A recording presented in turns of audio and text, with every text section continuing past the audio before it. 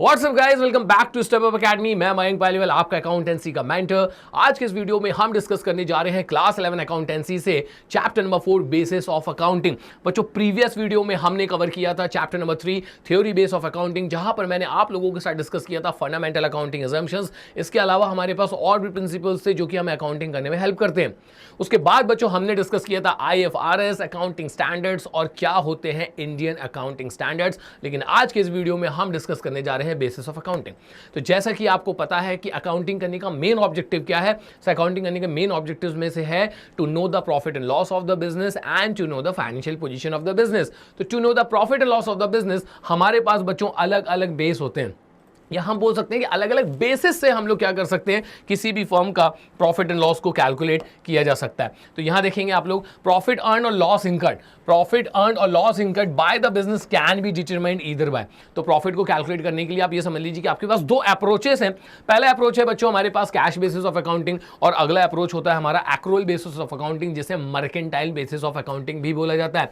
तो जैसे कि हम यहां देख पा रहे हैं कैश बेसिस ऑफ अकाउंटिंग, तो नाम ही अपने आप में क्या साउंड कर रहा है, यहां पर सिर्फ और सिर्फ कैश ट्रांजैक्शंस को ही रिकॉर्ड किया जाएगा, क्रेडिट ट्रांजैक्शंस को यहां पर रिकॉर्ड नहीं किया जाता है। नेक्स्ट हमारे पास है बच्चों accrual basis of accounting, mercantile basis of accounting. तो बच्चों अब आप इसको लिंक कर लीजिए जल्दी से कि ये टर्म आपने कहीं ना कहीं तो सुना है।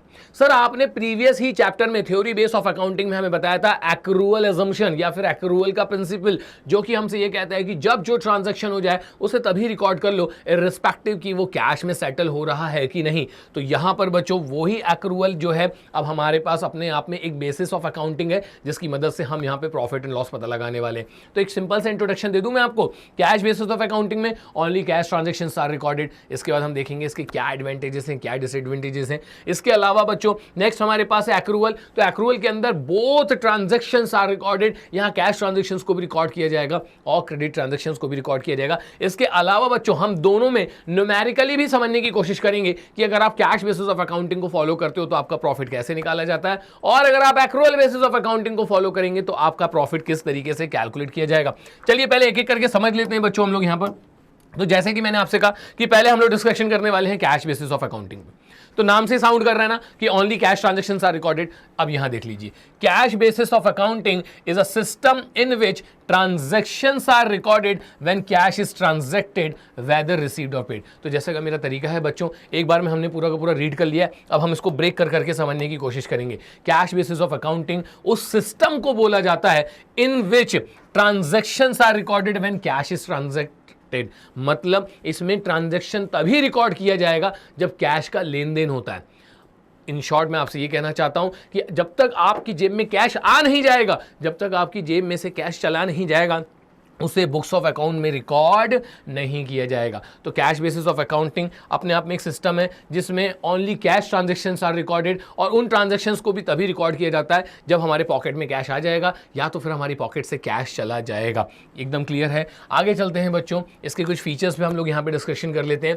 कैश बेसिस ऑफ अकाउंटिंग में आगे आप देखेंगे, it means revenue is recognised on receipt of cash.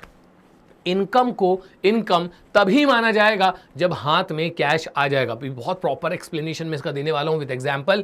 Likewise expenses are recorded as incurred when they have been paid. Expenses को एक्सपेंसेस तभी माना जाता है जब आपकी जेब से कैश चला जाता है। यहां देखो बच्चों आप लोग, मैं इसको बहुत प्यारे तरीके से आप लोगों के लिए समझा देता हूं कि सपोज आप लोगों ने 5th ऑफ जनवरी को आपने क्या करें, गुड्स बेचे हैं, ठीक है। तो यहाँ पे आपने 5th ऑफ जनवरी को गुड्स बेचे हैं, इसको मैंने ट्रीट कर लिया, ये हमारे लिए क्या बन गई है, सेल्स। अब ये जो गुड्स आपने 5th ऑफ जनवरी को बेचे हैं, इसका जो पेमेंट आ रहा है ना, वो पेमेंट आ रहा है आपका 5th ऑफ फरवरी को। क्लियर है। यहां पर हम लोग ने क्या किया है, इसके अगेंस्ट में कैश रिसीव किया है। अब कंपैरिजन कर लो बहुत अच्छे से। Revenues recognise on receipt of cash, मतलब इनकम को इनकम तब माना जाता है जब हाथ में कैश आता है, ना कि जब आपकी जो इनकम है वो ड्यू हो रही है। तो अगर हम यहां पर देखेंगे तो मेरी इनकम कब ड्यू हो रही है, मैंने गुड्स कब बेचे हैं, सर आपने गुड्स बेचे हैं 5th ऑफ जनवरी को, तो कायदे से मेरी इनकम जो है ना यहां पर ड्यू हो चुकी है। लेकिन मैं रिसीव कब कर रहा हूं, सर आप रिसीव कर रहे हैं 5th ऑफ फरवरी को। तो आपका जो कैश बेसिस ऑफ अकाउंटिंग है ना, वो क्या बोलेगा, गुड्स कब बेचे, हमको उससे कोई मतलब नहीं है, आप तो बताओ हाथ में कैश कब आया। तो आपको आपका अकाउंटेंट बताएगा भैया कैश तो हमको आया है 5 फरवरी को, तो इसको सेल्स बना के इनकम बना के कब रिकॉर्ड किया जाएगा? 5 फरवरी को। In the similar manner expenses में भी आप देख लीजिए, expenses are recorded as incurred when they have been paid. खर्चों को खर्चा तब रिकॉर्ड किया जाता है जब जेब से कैश चला जाता है। तो इसी तरीके से आप फिर से समझ लीजिए यहाँ पे कि मुझे भी आपको सैलरी देनी थी, कब देनी थी? जनवरी 1 को। मुझे आपको सैलरी कब देनी थी? जनवरी 1 को। तो ये हमारी हो गई सैलरी, मुझे आपको पे करनी है, ये हमारे लिए हो गया एक्सपेंस। लेकिन इसके अगेंस्ट में जो मैं आपको कैश पे कर रहा हूँ वो मैं कैश पे कर रहा हूँ जनवरी 15 को। तो मुझे आपको सैलरी देनी है जनवरी 1 को, लेकिन मैं आपका पेमेंट जो कर रहा हूँ वो कर रहा हूँ जनवरी 15 को। हम लोग क्या कर रहे हैं? आपको कैश पे कर रहे हैं। तो लगाइए बच्चों दिमाग कि अगर आप लोग कैश बेसिस ऑफ अकाउंटिंग को फॉलो कर रहे हैं तो बताइए आप इस एक्सपेंस को कब रिकॉर्ड करेंगे? एक्सपेंस आपको पे कब करना चाहिए था? सर जनवरी 1 को पे करना चाहिए था, लेकिन मैंने पे कब किया है? जनवरी 15 को। तो according to cash basis of accounting खर्चा ड्यू कब हुआ है? जनवरी 1। इनसे इनको कोई मतलब नहीं है। कैश हमने कब पे किया है? जनवरी 15 को। तो ये इसको सैलरी बना के कब रिकॉर्ड करेंगे? जनवरी 15। और तो और इसके अंदर एक बहुत बड़ी प्रॉब्लम भी है। जैसे सपोज 2022 का कोई एक्सपेंस है, लेकिन मैं उसको पे कब कर रहा हूं? 2023 में। तो वो 2022 का एक्सपेंस है, लेकिन हमने पे कब किया है? 2023 में। जेब में से कैश कब जा रहा है? 2023 में। तो उसे खर्चा बना के रिकॉर्ड भी कब किया जाएगा? 2023 में। ये होता है बच्चों हमारा कैश बेसिस ऑफ अकाउंटिंग। और चूंकि इसके अंदर इस तरीके के जो एडजस्टमेंट्स हैं उनको कंसिडर नहीं किया जाता है कि भाई जिस साल का खर्चा है उस साल रिकॉर्ड कर लो। ये तो क्या कह रहे हैं, किसी भी साल का खर्चा हो, किसी भी साल की इनकम हो, हमको उससे कोई मतलब नहीं है। जिस दिन कैश आएगा हम उसको अपनी इनकम ट्रीट कर लेंगे, और जिस दिन हमसे कैश आएगा उस दिन हम उसको अपना एक्सपेंस ट्रीट कर लेंगे। तो बहुत ही सिंपल है। तो आप देख सकते हैं यहाँ पे एडवांटेजेस के बारे में अगर हम बात करें तो जैसे मैंने आपसे कहा कि सिंपल है। सिंपल इसलिए क्योंकि जब जब कैश आ रहा है इनकम बनाते चलो, और जब जब आपसे कैश जा रहा है आप उसको एक्सपेंस बनाते चलो। It is a simple basis of accounting as adjustments for outstanding expenses, prepaid expenses, accrued income and income received in advance is not made. तो ये जो बच्चों अपने आप में एक सिस्टम है जिसकी मदद से आप प्रॉफिट एंड लॉस को कैलकुलेट करते हैं, ये बहुत ही सिंपल है यार। एक छोटा सा बच्चा भी इसके थ्रू क्या कर सकता है? अकाउंटिंग कर सकता है, क्योंकि जैसे जैसे कैश आएगा हम उसको रिकॉर्ड करते चलेंगे, जैसे जैसा कैश जाएगा हम उसको रिकॉर्ड करते चले जाएंगे, इर्रिस्पेक्टिव कि वो जो इनकम है वो कब की है और वो जो एक्सपेंस है कब के। अब अगर हम इसके एडवांटेजेस की बात करें तो यहां पे बोला जा रहा है आपसे कि सिंपल है। आ गई बात समझ में? क्यों सिंपल है, लेकिन इसको समझना है हमें। सिंपल इसलिए बच्चों क्योंकि जो हमारे आउटस्टैंडिंग एक्सपेंसेस होते हैं उसका इसमें ट्रीटमेंट नहीं होता है, अभी समझाने वाला हूं। इसके बाद जो प्रीपेड एक्सपेंसेस उसका ट्रीटमेंट नहीं होता, अक्रूड इनकम और इनकम रिसीव्ड इन एडवांस इनका भी ट्रीटमेंट नहीं होता है। तो यहां पे बच्चों मैं आप लोगों को आउटस्टैंडिंग एक्सपेंसेस के थ्रू समझाने की कोशिश करता हूं कि ये आपके लिए ईजी क्यों है। ध्यान से देखिएगा बच्चों, मुझे ना रेंट पे करना पड़ता है, मुझे रेंट पे करना पड़ता है, और मेरा जो रेंट है बच्चों वो है 1000 रुपीज़ पर मंथ। तो जरा मुझे आप ही बताना साल भर का हमारा रेंट कितना बनेगा? सर 1000 रुपीज़ पर मंथ के हिसाब से साल भर का जो रेंट बनता है ना वो बनता है आपका 12,000 रुपीज़। बट मैंने अभी तक ना सपोज 2022 जो है वो मेरा ईयर चल रहा है यहाँ पे, 2022 में मैंने जो है रेंट पे किया है कितना? 11,000। और कायदे से 1000 रुपीज़ पर मंथ से आपको भी पता है बच्चों कि मुझे साल में 12 बार रेंट देना पड़ेगा। तो उसके हिसाब से जो मेरा रेंट बनता है वो कितना बनता है? 12,000। तो बनता है मेरा 12,000, लेकिन मैंने पे कितना किया है? 11,000। तो आपको पता है रेंट कितना रिकॉर्ड होगा? 11,000, क्योंकि जेब से कैश कितना गया है? 11,000। तो आप देख सकते हैं कि यहां पर 1000 रुपीज़ का एडजस्टमेंट करना जरूरी है, लेकिन वो एडजस्टमेंट इसके अंदर नहीं होगा। इसीलिए बच्चों इसको क्या बोला जाता है? सिंपल बेसिस ऑफ अकाउंटिंग, क्योंकि किसी भी तरीके का कोई एडजस्टमेंट नहीं होने वाला है। जितना कैश आया उसको इनकम बना लो, जितना कैश चला गया उसे एक्सपेंस बना लो। तो एक बार फिर से एक्सप्लेन कर देता हूं जल्दी से कि हमारा जो रेंट है 1000 रुपीज़ पर मंथ के हिसाब से साल भर का रेंट हमारा कितना बनना चाहिए था? 12,000, लेकिन मैंने पे कितना किया है? 11,000। तो कैश बेसिस ऑफ अकाउंटिंग बोलेगा इस साल का खर्चा कितना है? 11,000। ऑल्दो यहाँ पे 1000 रुपीज़ का एडजस्टमेंट होना चाहिए। तो एकदम क्लियर है। अब आप क्या कर सकते हैं बच्चों, इसको इसी तरीके से प्रीपेड एक्सपेंसेस के थ्रू भी समझ सकते हैं। तो आप इसको देखो, मैं फिर से चेंज कर देता हूं यहाँ पे। तो मुझे रेंट पे करना है भैया, रेंट कितना पे करना है? 1000 पर मंथ। उसके हिसाब से 12 महीने का कितना बनता है? 12,000।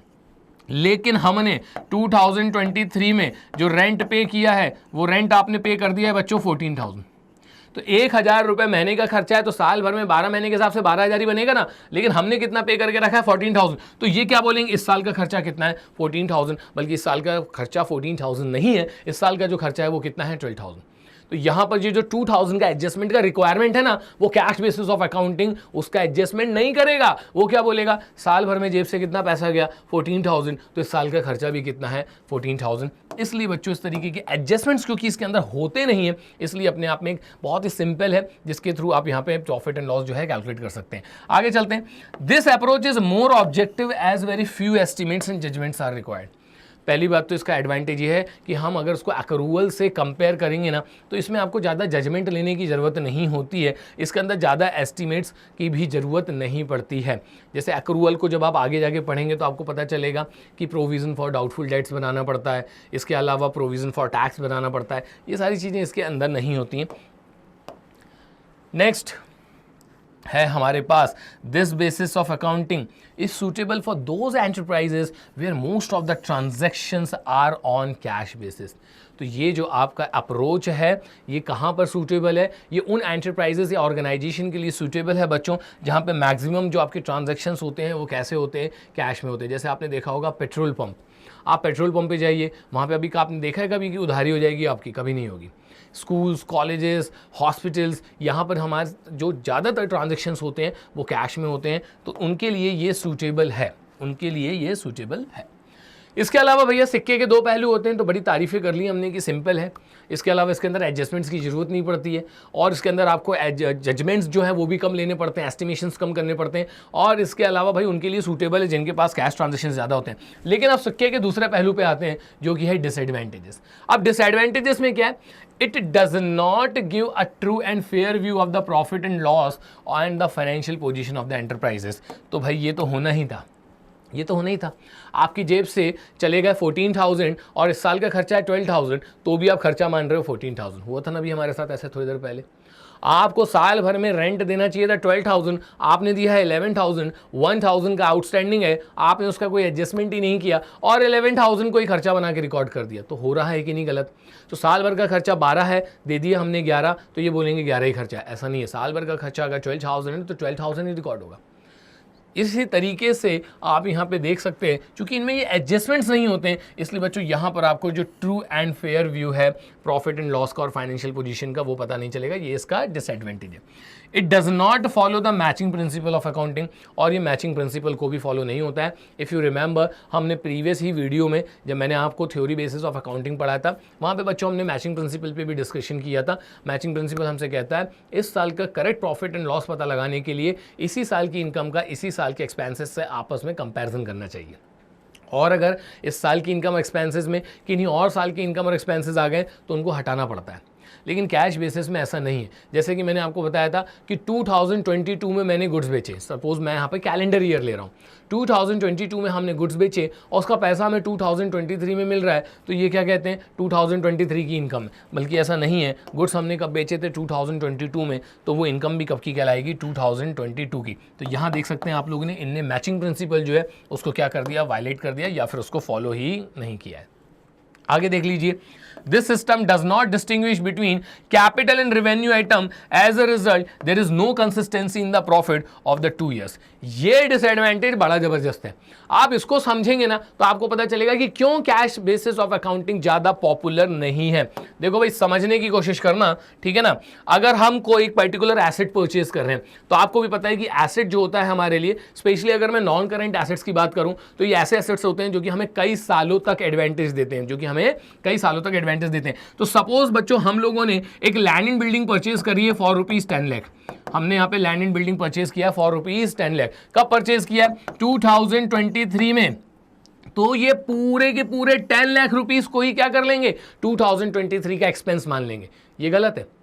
अगर इस लैंड एंड बिल्डिंग की मैं बात करूं तो ये मुझे कई सालों तक क्या करेगी, एडवांटेज देगी। तो मैं खर्चा कैसे बनाऊंगा? सर आप इसको छोटे छोटे पार्ट में ना डेप्रिसिएशन करके जो है रिकॉर्ड करते चले जाएंगे। आ रही बात समझ में? फिर से समझ लो, यहां पर हम लोगों ने एक लैंड एंड बिल्डिंग परचेज करी है 10 लाख रुपीज की 2023 में। अगर आप cash basis of accounting follow कर रहे हो तो आप पूरे 10 लाख को ही 2023 का जो एक्सपेंस उसको बना के ट्रीट कर लेंगे, लेकिन ऐसा नहीं होगा। एक्चुअल में इसका क्या होना चाहिए कि 10 लाख रुपीस की अगर मैंने लैंड एंड बिल्डिंग ली है और अगर 20 साल जो है वो लैंड एंड बिल्डिंग मुझे एडवांटेज देने वाला है ना, तो इस पूरे 10 लाख को 20 साल का खर्चा बना के छोटे छोटे पार्ट में क्या कर दिया जाएगा, डिवाइड कर दिया जाएगा। तो इनकी नज़र में तो क्या है, वही रेवेन्यू नेचर के एक्सपेंसेस हैं, वही कैपिटल नेचर के एक्सपेंसेस हैं। इनको यहाँ पे रेवेन्यू और कैपिटल में कोई डिफरेंस करना ही नहीं होता है। ये एसेट खरीदेंगे तो भी खर्चा मान लेंगे और खर्चा करेंगे तो भी खर्चा मान लेंगे। इसलिए बच्चों यहाँ पर आप लोगों को हर साल का प्रॉफिट एक जैसा देखने को नहीं मिलेगा। आगे चलते हैं। इसके बाद हमारे पास क्या है, इसके बाद सर अब आ चुका है इसका न्यूमेरिकल। तो जैसे कि मैंने आपसे वीडियो के स्टार्टिंग में ही बताया था बच्चों कि हम इस न्यूमेरिकली भी समझने की कोशिश करेंगे कि कैश बेसिस ऑफ अकाउंटिंग और एक्रूअल बेसिस ऑफ अकाउंटिंग में क्या डिफरेंस है। तो अगर हम कैश बेसिस ऑफ अकाउंटिंग की बात करें तो माइंड में बस एक ही बात चलती रहना चाहिए, only cash transactions are recorded. जितना कैश आ चुका है उतनी इनकम बन जाएगी, जितना कैश जा चुका है उतना एक्सपेंस बन जाएगा। क्वेश्चन को आराम से रीड कर लीजिए। During the financial year 2022 and 2023 Ashok had cash sales of 3,90,000। तो यहाँ पर इन लोगों ने कैश में कितने का माल बेचा है, 3,90,000 का, एंड क्रेडिट सेल्स ऑफ 1,60,000। और इसके अलावा बच्चों इन लोगों ने उधार में कितने का माल बेचा है, 1,60,000। लेकिन सर आप ही तो कहते हो only cash transactions are recorded. बस बच्चों कॉन्सेप्ट क्लियर है ना, तो आपको खुद ही पता चल जाएगा कि हम इसका ट्रीटमेंट ही नहीं करने वाले हैं।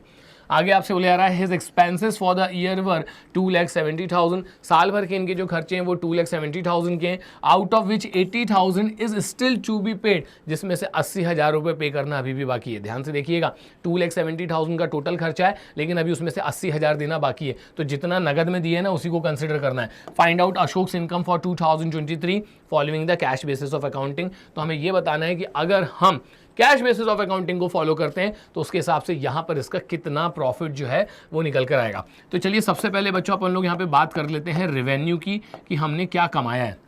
तो रेवेन्यू में आप देखेंगे बच्चों 3,90,000 का हमारे पास कैश सेल्स है और क्रेडिट सेल्स कितना है, 1,60,000 का। लेकिन कैश बेसिस ऑफ अकाउंटिंग में only cash transactions are recorded. तो इन दोनों में आप देखोगे कि कैश कितना आ चुका है सर, जितने में हमने नगद में माल बेचा है 3,90,000। तो बच्चों यहाँ पे मेरा जो रेवेन्यू है वो मैं कितना कैलकुलेट करूँगा, 3,90,000। अब प्रॉफिट पता लगाने के लिए रेवेन्यू में से क्या माइनस कर दिए जाते हैं सर, एक्सपेंसेस माइनस कर दिए जाते हैं। तो यहाँ पर हम लोग सब्ट्रैक्ट कर लेते हैं इसमें से एक्सपेंसेस। अब हमारे टोटल एक्सपेंसेस कितने, 270, जिसमें से 80,000 अभी भी देना बाकी है। माइंड में क्या चलते रहना चाहिए सर, ये है कैश बेसिस ऑफ अकाउंटिंग। तो अगर मेरे एक्सपेंस कितने हैं, 2,70,000, और इसमें से अभी भी अगर मुझे 80,000 जो है वो पे करना बाकी है, निकाल लो भाई डिफरेंस। मतलब मैंने नगद में कितना पे किया होगा सर, आपने नगद में पे किया होगा 1,90,000। यहाँ सिर्फ नगद की ही बात की जाती है। जितना रोकड़ा जेब में आ चुका है वो इनकम बन जाएगा, जितना रोकड़ा जेब से चला गया है वो एक्सपेंस बन जाएगा। तो हम देख सकते हैं 390 और 160 दो इनकम थी मेरी, लेकिन मैंने कौन सी ली, जितना जेब में कैश आ चुका है। हमारे पास टोटल एक्सपेंसेस कितने हैं, 2,70,000, लेकिन उसमें से 80 देना बाकी है। जेब में से कितना कैश चला जाएगा सर, 1,90,000। निकाल लो भाई डिफरेंस, कितना निकल कर आएगा सर, डिफरेंस निकल कर आएगा हमारा 2 लाख। तो यहाँ पर कैश बेसिस ऑफ अकाउंटिंग के अकॉर्डिंग आपका जो प्रॉफिट है बच्चों वो कितना है, 2 लाख। याद रखिएगा, ठीक है। हम इसको एक्रूअल से भी क्या करने वाले हैं, कंपेयर करने वाले हैं। आगे चलते हैं, हमारे पास नेक्स्ट हो जाएगा एक्रूअल। तो न्यूमेरिकली भी मैंने यहाँ पे आप लोगों को समझा दिया। अब एक्रूअल और मर्केंटाइल बेसिस ऑफ अकाउंटिंग, यही बच्चों वो बेस है जिसको हम लोग यहाँ पर अपने प्रॉफिट एंड लॉस कैलकुलेट करने के लिए और फाइनेंशियल पोजीशन कैलकुलेट करने के लिए सबसे ज़्यादा यूज़ करते हैं। मतलब अकाउंटेंट्स जो हैं वो कैश और एक्रूअल को अगर कंपेयर करोगे ना तो ज़्यादा भरोसा किस पे दिखाते हैं, एक्रूअल बेसिस ऑफ अकाउंटिंग और मर्केंटाइल बेसिस ऑफ अकाउंटिंग। तो अच्छा यहाँ पर अब हम इसके कैरेक्टरिस्टिक डिस्कस करेंगे, ठीक है ना। तो under accrual basis of accounting क्या क्या खासियत है, income is recorded as income when it is earned और अक्रूड। बहुत ध्यान से समझना, income is recorded as income when it is accrued का मतलब होता है कि हम इनकम को कब रिकॉर्ड करेंगे, आप अपनी इनकम को तब रिकॉर्ड करेंगे जब वो ड्यू हो जाती है, जिस दिन से आपको उसको रिसीव करने का राइट मिल जाता है, इर्रिस्पेक्टिव कि आपको कैश कब मिल रहा है। यहां देखो बच्चों, उसी वाले एग्जांपल से मैं आप लोगों को यहां पे फिर से समझा देता हूं कि हम लोगों ने जो गुड्स बेचे थे वो गुड्स हमने बेचे थे सपोज जनवरी 5 को, मैंने सेल्स करी है, गुड्स बेचे हैं कब, जनवरी 5 को, और मुझे इसका जो कैश मिल रहा है वो मिल रहा है फरवरी 5 को। हमने यहां पर कैश रिसीव किया है, ठीक है। डेट आगे पीछे हो सकती है, हम तो कॉन्सेप्ट की बात करते हैं। तो मैंने जो माल बेचा था वो बेचा था जनवरी 5 को, और उसके अगेंस्ट मुझे कैश कब मिल रहा है, 5th ऑफ फरवरी को। तो यहां पे क्या लिखा है बच्चों, income is recorded as income when it is earned और अक्रूड। देखो भाई ड्यू कब हो गया था, माल मैंने कब बेचा था सर, माल आपने बेचा था यहां पर जनवरी 5 को। रिसीव मैं कब कर रहा हूं, रिसीव आप कर रहे हो सर फरवरी 5 को। आपको ये डिसाइड करके बताना है कि as per accrual basis of accounting यहां पर मैं अपनी इनकम कब मानूं, जनवरी 5 की मानूं या फरवरी 5 की। तो पहले कंपेयर करेंगे इसको कैश से। कैश क्या बोलता है, अरे कभी भी माल बेचाओ कोई मतलब नहीं, रोकड़ा कब आया 5 फरवरी को, इनकम कब रिकॉर्ड होगी 5 फरवरी को। लेकिन अक्रूवल ऐसा नहीं बोलता है, अक्रूवल ऐसा कहता है कि जब जो ट्रांजैक्शन हो जाए उसको तभी रिकॉर्ड करो, इररिस्पेक्टिव कैश कब मिल रहा है। ट्रांजैक्शन कब हुआ, जनवरी 5, इसको रिसीव करने का राइट कब मिला, जनवरी 5। सेल्स भी कब की रिकॉर्ड होगी सर, जनवरी 5 की ही रिकॉर्ड होगी। तो अगर आप कैश से चलोगे तो फरवरी 5 की रिकॉर्ड होगी, अक्रूवल से चलोगे तो जनवरी 5 की रिकॉर्ड होगी। एकदम क्लियर है। तो बच्चों देख सकते हैं हम लोग, ये ज़्यादा अप्रोप्रिएट मैनर है यहाँ पे ट्रांजेक्शन्स को रिकॉर्ड करने का। इसके बाद अगर हम लोग खर्चों की बात करें तो similarly, if an expense has been incurred but payment has not been made, it will be recorded an expense। मतलब अगर आपके ऊपर कोई खर्चा चढ़ गया है, अगर आपके ऊपर कोई एक्सपेंस ड्यू हो चुका है और भले ही आपने उसको पे नहीं किया है तब भी उसको रिकॉर्ड किया जाएगा। जैसे मैंने सैलरी वाला आपको बताया था कि भाई मेरे को ना आपको जनवरी 1 को सैलरी दे देनी चाहिए थी, मेरे ऊपर ड्यू कब हो रही है सर, आपके ऊपर ड्यू हो रही है जनवरी 1 को। मैं उठा के इसको कब पे कर रहा हूँ, किन्हीं कारणों से मैंने आपको पे किया है बच्चों यहाँ पर जनवरी 15 को। बताओ सैलरी नाम का खर्चा किस डेट पे रिकॉर्ड होना चाहिए, जनवरी 1 पे रिकॉर्ड होना चाहिए, जनवरी 15। तो इसको प्रीवियस वाले सिस्टम से कंपेयर करो। अगर मैं यहाँ पे कैश फॉलो कर रहा होता तो कैश क्या कहता है, रोकड़ा कब आया कब गया, तो रोकड़ा गया भैया जनवरी 15 को, कैश गया जनवरी 15 को। तो ये लोग सैलरी का जो खर्चा है वो कब रिकॉर्ड करते हैं, जनवरी 15 को। हरी बात समझ में। लेकिन ये तरीका सही नहीं है। तरीका क्या सही है, अक्रूवल। अक्रूवल क्या कहता है, ड्यू कब हुई थी, जनवरी 1, तो खर्चा भी कब रिकॉर्ड होगा, जनवरी 1 को। जब जो ट्रांजैक्शन हो जाए उसको तभी रिकॉर्ड करो, इररिस्पेक्टिव वो कैश में कब सेटल हो रहा है। आ रहा है डिफरेंस आपको समझने। तो एज पर अक्रूवल मुझे इसको पे करने का ऑब्लिगेशन किस दिन से है, जनवरी 1, तो इसको मैं खर्चा बना के रिकॉर्ड भी कब करूंगा, जनवरी 1 को। ठीक है, ऑल्दो मैं कैश कब पे कर रहा हूं, जनवरी 15। इससे फिर अक्रूवल में कोई लेना देना नहीं होता है। एक और इसमें आपको ईयर के थ्रू कंपैरिजन बताता हूं बच्चों। 2022 का मेरा इनकम है, मिल मेरे को रहा है 2023 में। गुड्स बेचे थे मैंने 2022 में, मुझे मिल कब रहा है कैश उसका 2023 में। अगर आप cash basis of accounting follow कर रहे हो ना, तो कैश कब मिल रहा है 2023 में। तो अगर हम लोग कैश बेसिस को फॉलो करेंगे बच्चों, तो यहाँ पे इनकम जो काउंट की जाएगी वो 2023 में की जाएगी। लेकिन अगर हम लोग एक्रूअल फॉलो कर रहे हैं तो बच्चों आप ही मुझे बताओ, आपका ट्रांजैक्शन कब हुआ था 2023 में, तो आप उसको इनकम भी कब की मानेंगे, 2022 की। ठीक है, तो अगर हम कैश बेसिस ऑफ अकाउंटिंग की बात करेंगे तो कैश कब मिला 2023, तो ये बोलेगा इनकम कब की है, 2023 की। लेकिन वो ट्रांजैक्शन कब हुआ था 2022 में, तो अक्रूवल वाला क्या बोलेगा, नहीं नहीं नहीं, ट्रांजैक्शन कब हुआ था 2022 में, तो मैं उसको इनकम भी कब की मानूंगा, 2022 की। आगे देख लेते हैं हम लोग यहाँ पर। इसके बाद बच्चों इसके कुछ एडवांटेजेस हैं, वो एक एक करके डिस्कस कर लेते हैं हम लोग। It is more scientific compare to cash basis of accounting and hence it is preferred by the accountants.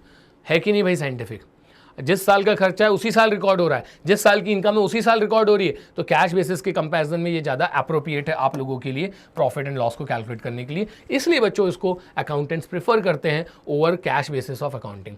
इसके बाद है हमारे पास this basis of accounting shows a complete picture of financial transactions of the business. तो यहाँ पर आपका जो है कंप्लीट पिक्चर शो की जाती है फाइनेंशियल ट्रांजेक्शन की, जिससे आपका रिजल्ट भी जो है वो भी क्या निकल कर आता है, एक्यूरेट निकल कर आता है। ठीक है, इस पर एक छोटा सा डिस्कशन अगर आप करना चाहें तो मेरे वाले एग्जाम्पल पे जाइए, इस दोनों को आपस में कंपेयर करके देखो भाई, ये हो गया इधर पे कैश बेसिस, ये हो गया इधर पे अक्रूवल बेसिस। अब कैश बेसिस में सपोज अगर हम लोग रेंट की बात करें तो रेंट का एग्जाम्पल मैंने आपको बताया था भाई 1000 रुपीज़ पर मंथ के हिसाब से 12 महीने का रेंट मेरा कितना बनता है, 12,000 रुपये बनता है, करेक्ट। लेकिन कैश में अगर मैंने 11,000 दिया है ना, तो ये 11,000 ही रिकॉर्ड कर लेगा खर्चा बना के। हो सकता है जो 1,000 इस साल का बचा हुआ वो मैं अगले साल दूं, तो उसको वो अगले साल में खर्चा मान लेगा। लेकिन एक्रूवल में ऐसा नहीं होता है। एक्रूवल क्या कहता है, इस साल कितना दिया है 11,000, कायदे से कितना देना चाहिए था 12,000, तो ये 1,000 भी आपको अलग से रिकॉर्ड करना पड़ेगा। और हमारा जो टोटल खर्चा बनेगा बच्चों वो कितना बनेगा, 12,000 रुपीज़ का, ना कि 11,000 रुपीज़ का। तो आप देख सकते हैं ये 1,000 का जो मेरा आउटस्टैंडिंग एक्सपेंस है, यहाँ मैंने उसका ट्रीटमेंट नहीं किया। लेकिन एक्रूवल में अगर हम बात करेंगे तो ये जो आउटस्टैंडिंग एक्सपेंस है उसका ट्रीटमेंट आपको करना पड़ेगा।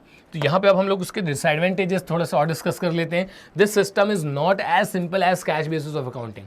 एक छोटा सा बच्चा भी क्या करेगा, कैश बेसिस ऑफ अकाउंटिंग से ट्रांजेक्शन्स को रिकॉर्ड कर सकता है, क्योंकि उसे सिर्फ कैश का इनफ्लो और आउटफ्लो रिकॉर्ड करना होता है। लेकिन यहाँ पे आपने देखा कि बहुत सारे एडजस्टमेंट्स की जरूरत होती है, एस्टिमेशंस की जरूरत होती है, इसलिए थोड़ा सा कॉम्प्लेक्स है in comparison to cash basis of accounting. The accounting process is too elaborate. यहाँ एक प्रॉब्लम और है बच्चों इसके अंदर कि यहाँ जो अकाउंटिंग का प्रोसेस होता है, मतलब ट्रांजैक्शंस रिकॉर्ड करने से लेके प्रॉफिट एंड लॉस और फाइनेंशियल पोजीशन पता लगाने तक, ये एक बहुत ही लंबी प्रोसेस है। अगर आप एक्रूअल बेसिस ऑफ अकाउंटिंग को फॉलो करते हो तो कैश बेसिस में तो बड़ा सिंपल है, इनफ्लोज में से आउटफ्लोज को माइनस कर दो, प्रॉफिट एंड लॉस पता चल जाता है। लेकिन यहाँ ऐसा नहीं है। आगे आपसे बोल रहे हैं a quick appraisal of the profit and loss is not possible because many adjustments are required to ascertain the true financial position of the business. यही तो मैं थोड़ी देर पहले आपको एक्सप्लेन कर रहा था कि कैश बेसिस ऑफ अकाउंटिंग में आप तुरंत पता लगा लोगे क्या प्रॉफिट है क्या लॉस है, इनफ्लोज में से आउटफ्लोज को माइनस कर दीजिए।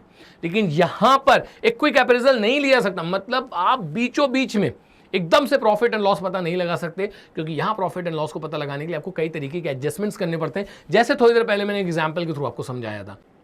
कैश बेसिस ऑफ अकाउंटिंग में हम लोगों ने रेंट 11 मंथ्स का कितना दिया था, 11,000 रुपीज, तो हमने उसको 11,000 को एक्सपेंस बना के रिकॉर्ड कर लिया था। ऑल दो हमको वहां पे 1,000 का ट्रीटमेंट और करना चाहिए था, लेकिन ये 1,000 का ट्रीटमेंट हमने कहां पे किया, अक्रूवल में। तो अक्रूवल में आपने देखा कि हमने 11,000 का रेंट दिया है, ये भी रिकॉर्ड होगा, और जो 1,000 का इस साल का रेंट हमें देना बाकी, ये भी रिकॉर्ड होगा। तो इन्हीं को बोला जाता है बच्चों एडजस्टमेंट्स। आगे चलते हैं हम लोग, तो यहां पर अब हमारे पास न्यूमेरिकल आ गया इसका। तो कैश बेसिस ऑफ अकाउंटिंग में हमने क्या किया था सर, वहां पर भी आपने प्रॉफिट एंड लॉस कैलकुलेट करके दिखाया था। यहां पर बच्चों में अक्रूवल बेसिस को फॉलो करते हुए आपको यहां पे प्रॉफिट एंड लॉस कैलकुलेट करके दिखाता हूं।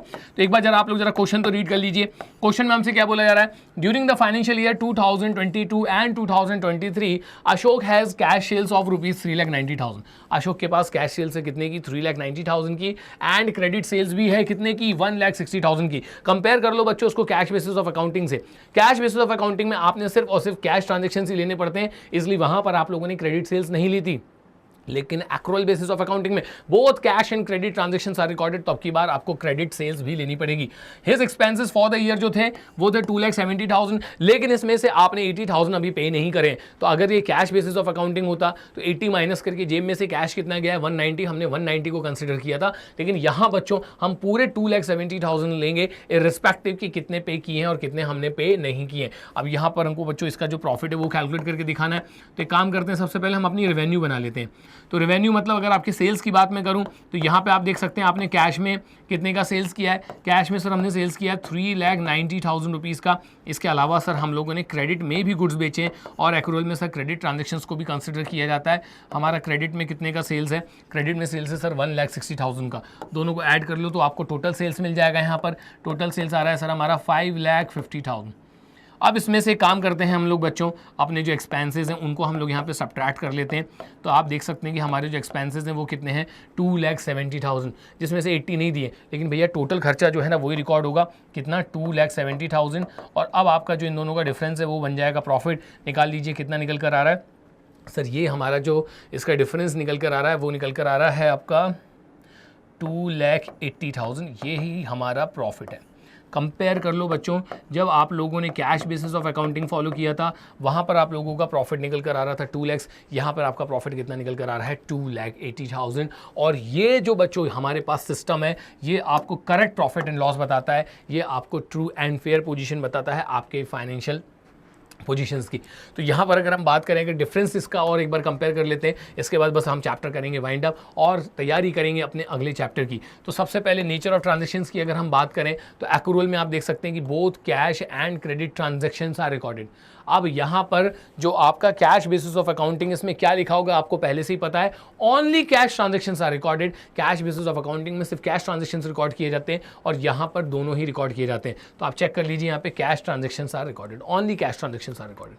अगर हम बात करें prepaid outstanding expenses, accrued income, unaccrued income की, तो ये सारों के एडजस्टमेंट एक्रूअल में होते हैं, कैश बेसिस ऑफ अकाउंटिंग में नहीं होते। तो बस ऑपोजिट करते चले जाना बच्चों। Prepaid outstanding expenses are accounted in profit and loss account, accrued income and income received in advance और ऑल्सो अकाउंटेड। तो यहाँ अकाउंटेड का मतलब ये है कि इनका ट्रीटमेंट किया जाता है, इनको एडजस्ट किया जाता है, उसके बाद ही प्रॉफिट एंड लॉस कैलकुलेट किया जाता है और बैलेंस शीट बनाई जाती है। लेकिन अगर हम बात करें यहाँ पर जो आपका कैश बेसिस ऑफ अकाउंटिंग है, प्रीपेड हो गए आपके, आउटस्टैंडिंग हो गए, अक्रूड हो गया, अनअक्रूड हो गया, इनका ट्रीटमेंट यहाँ पर नहीं किया जाता है। चूंकि इनका ट्रीटमेंट नहीं किया जाता ना, तो यहाँ पे आप देखना भैया प्रॉफिट एंड लॉस में भी फर्क पड़ेगा। देखो आई गया प्रॉफिट एंड लॉस, तो यहाँ हम देख सकते हैं कि correct profit and loss is ascertain as it record both cash and credit transactions. यहाँ पर एक्रूअल से आपको साल का सही प्रॉफिट एंड लॉस का पता लगाया जा सकता है, क्योंकि इसमें कैश और क्रेडिट दोनों ट्रांजेक्शंस को कंसिडर किया जाता है। लेकिन यहाँ एक प्रॉब्लम है, because only cash transactions are recorded, तो आपका जो करेक्ट प्रॉफिट है वो आपको पता नहीं चल पाएगा। इसके बाद अगर हम लोग टेक्निकल नॉलेज की बात करें तो हाँ, एक्रूअल बेसिस ऑफ अकाउंटिंग में थोड़ी आपको टेक्निकल नॉलेज की जरूरत पड़ती है। The accrual basis of accounting requires technical knowledge as many adjustment like prepaid, outstanding, capital and revenue are required to be made. तो यहाँ पर अगर हम कंपेयर करेंगे एक्रूअल बेसिस ऑफ अकाउंटिंग को, तो इसके अंदर आपको थोड़ी सी टेक्निकल नॉलेज की जरूरत होनी चाहिए, क्योंकि यहाँ पर आपको कुछ एडजस्टमेंट्स करने होते हैं रिगार्डिंग प्रीपेड, आउटस्टैंडिंग, अक्रूड, अनअक्रूड, और उसके अलावा आपको कैपिटल नेचर के ट्रांजेक्शन और रेवेन्यू नेचर के ट्रांजेक्शन में भी डिफरेंस पता होना चाहिए। वहीं अगर हम बात करेंगे कैश बेसिस ऑफ अकाउंटिंग की, तो भाई यहाँ पे आपको कोई टेक्निकल नॉलेज की जरूरत नहीं है। कितना कैश आया, कितना कैश गया, बस आपको यही रिकॉर्ड करना है, किस भी नेचर का हो, रेवेन्यू चाहे इसके अलावा कैपिटल, इससे कोई फर्क नहीं पड़ता है। लीगल पोजीशन और देख लेते हैं हम लोग। Accrual basis of accounting is recognised by the Companies Act 2023 2013, sorry 23 नहीं, 23 तो अभी आया भी नहीं है, 2013। तो अक्रूअल की अगर हम लोग बात करें बच्चों, तो खुद इसको कंपनीज एक्ट ने आपको रिकमेंड किया है और बोला है कि भाई जब भी अकाउंटिंग करोगे अक्रूअल बेसिस से ही करिएगा। और अगर हम बात करें cash basis of accounting is not recognised by the Companies Act 2013, पता नहीं क्यों 23 बार बार ऐसा लग रहा है कि मैं भविष्य में जाने वाला हूँ बहुत जल्द। तो हम स्टैंड कर रहे हैं यहाँ पर अभी 2023 में, इसलिए शायद मेरे मुंह से बार बार 2023 निकल रहा है। तो यहाँ पर बच्चों अगर हम एक्ट की बात करें, तो ये एक्ट जो है वो 2013 है, तो इसको लीगल पोजीशन दी जाती है एज पर कंपनीज एक्ट 2013, लेकिन कैश बेसिस ऑफ अकाउंटिंग की कोई पहचान ही नहीं है एज पर कंपनीज एक्ट 2013। तो यहाँ बच्चों हमारा जो चैप्टर नंबर 4 था बेसिस ऑफ अकाउंटिंग, वो हमने कंप्लीट कर लिया है। मिलते हैं बहुत जल्द अपने अगले चैप्टर में। Thanks for watching. हमारे चैनल स्टेप अप अकेडमी को लाइक करना, शेयर करना, सब्सक्राइब करना बिल्कुल भी ना भूलें। कोई भी कमेंट अगर आप करना चाहते हैं, किसी भी तरीके का कोई डाउट है आपको, तो कमेंट बॉक्स में जाके वहाँ पर कमेंट करना बिल्कुल भी ना भूलें। मिलते हैं बच्चों अगले वीडियो में। जय हिंद।